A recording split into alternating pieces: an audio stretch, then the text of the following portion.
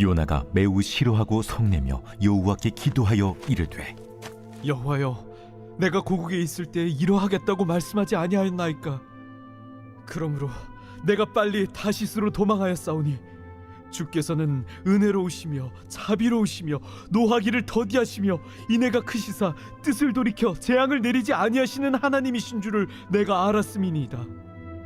여호와여, 원하건대 이제 내 생명을 거두어 가소서.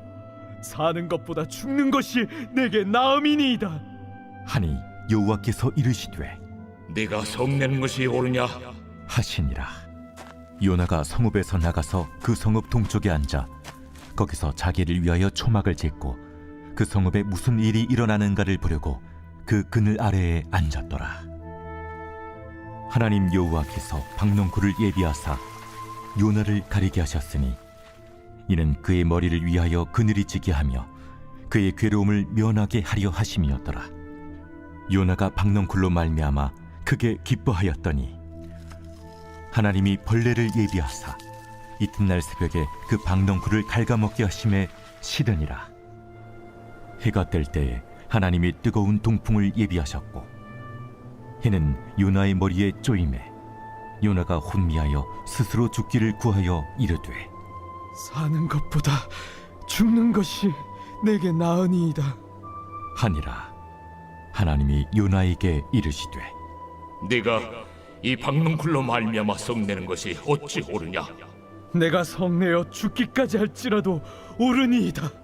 네가 수고도 아니하였고 재배도 아니하였고 하룻밤에 났다가 하룻밤에 말라버린 이 박넝쿨을 아꼈거든. 하물며 이 큰 성읍 니느웨에는 좌우를 분별하지 못하는 자가 12만여 명이요 가축도 많이 있나니 내가 어찌 아끼지 아니하겠느냐? 하시니라.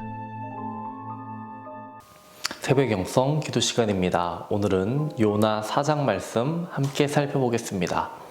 어제도 말씀드렸지만 저는 요나서를 두 부분으로 나눠서 생각합니다. 1장과 2장을 첫 번째 말씀으로요, 그리고 3장과 4장을 두 번째 말씀으로 생각합니다. 그리고 1장과 2장이 각각 요나의 환경과 내부적 변화를 다룬다라고 생각하고요, 3장과 4장이 요나의 환경과 내부적 변화를 다룬다라고 생각합니다. 요나 이야기에서 요나의 내면에 대한 내용을 살펴보면 1장에서 4장 중에 2장과 4장에 가장 많이 나옵니다. 우리는 생활에 바빠서 내면을 살피기보다는 외부 환경에 더 많이 신경을 씁니다. 또 나 스스로를 잘 안다라고 생각합니다. 근데 사실은 나 스스로를 잘 모릅니다. 요나는 고난을 만나고 자기 자신을 돌아보게 됩니다. 물고기 뱃속 안에서 누구를 돌아봅니까? 순종하지 않는 자신을 보게 됩니다. 넝쿨 아래에서 누구를 봅니까? 투덜거리고 있는 자기 자신을 보게 되는 것입니다. 요나는 두 차례의 고통 속에서 자신을 돌아보게 됩니다. 자신이 얼마나 연약하고 별 볼 일 없는 존재인지를 알게 되었을 겁니다.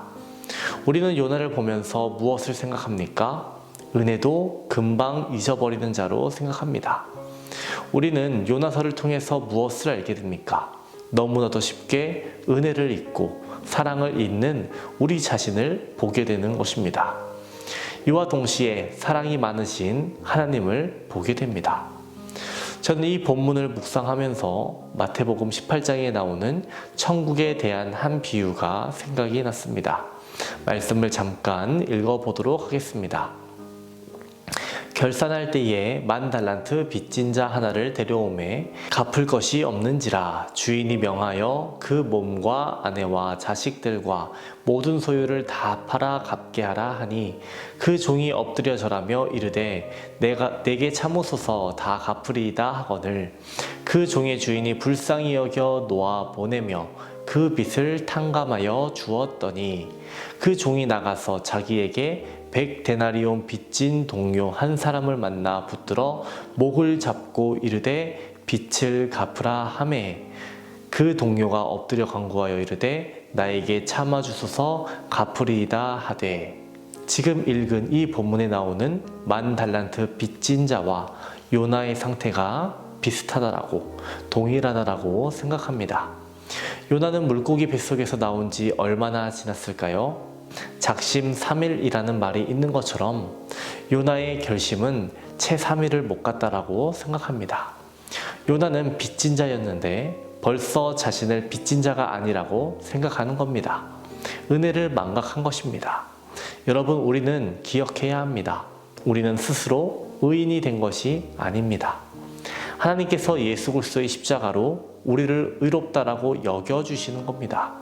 여겨주신다라는 것은 무슨 뜻입니까? 우리에게 자격이 없다라는 것입니다.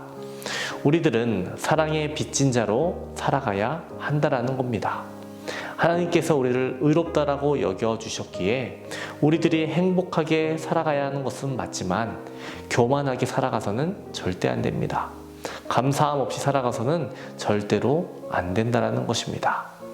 박넝쿨이라는 정말 작은 생명체가 자신에게는 굉장히 소중하다고 여기면서 니느웨의 수많은 생명은 하찮게 여기고 있는 요나를 향해 하나님은 너 그러면 안 된다라고 깨닫게 하시는 겁니다. 요나 4장의 뒷이야기는 어떻게 쓰여질까요? 말씀을 준비하는 가운데에 찬송가 324장이 생각이 났습니다. 예수 나를 오라 하네. 이 찬양의 가사 가운데에 어디든지 주를 따라 가려네 라는 가사가 있었습니다. 요나 4장 이후의 내용은 주님의 말씀을 따라 순종하며 어디든지 가겠습니다 결심하는 요나의 모습이 나오지 않았을까요? 여러분, 요나는 누구인가요? 바로 나입니다. 그렇다면 앞으로의 삶을 어떻게 살아가야 하는지 아시겠죠? 사랑으로 그리고 감사함으로 살아가는 저와 여러분 되어야 하겠습니다. 오늘 하루도 사랑과 감사함으로 살아가는 저와 여러분 되시기를 주님의 이름으로 축원합니다. 오늘은 화요일입니다. 화요일 공동기도 제목은 코로나 종식을 위한 기도입니다. 먼저는 예배와 일상의 회복을 위해서 기도해 주시고 코로나로부터 성도들의 건강을 지켜달라고 기도해 주시기 바랍니다. 기도하겠습니다. 우리를 바른 길로 인도하시기 원하시는 하나님 아버지, 요나를 보며 나의 모습을 돌아봅니다. 요나처럼 우리는 연약하고 넘어지기 쉬운 존재임을 고백합니다. 하지만 나만을 바라보지 않고 나를 일으켜 세우시는 하나님을 바라보며 하나님을 기대하며 살아가게 하여 주시옵소서. 오늘은 코로나 종식을 위해 기도합니다.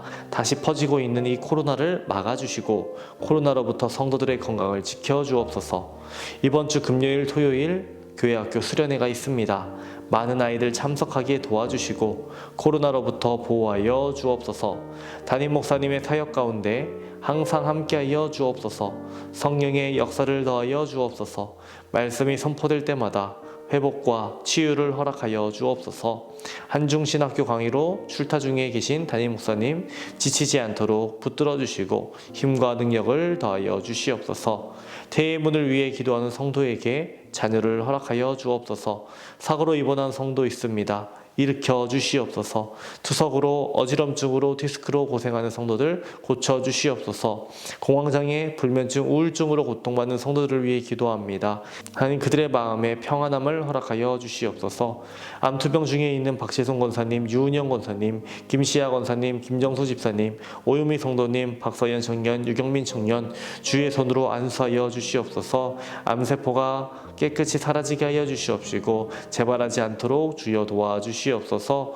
연로하신 장로님, 권사님, 집사님들 이 무더운 날씨 속에서도 건강 지켜주시옵시고 주님께서 허락하신 평안함과 형통함으로 하루하루를 살아갈 수 있도록 주여 도와주시옵소서. 하나님, 오늘 하루도 우리와 함께하여 주시옵소서. 감사드리며 예수님의 이름으로 기도합니다. 아멘.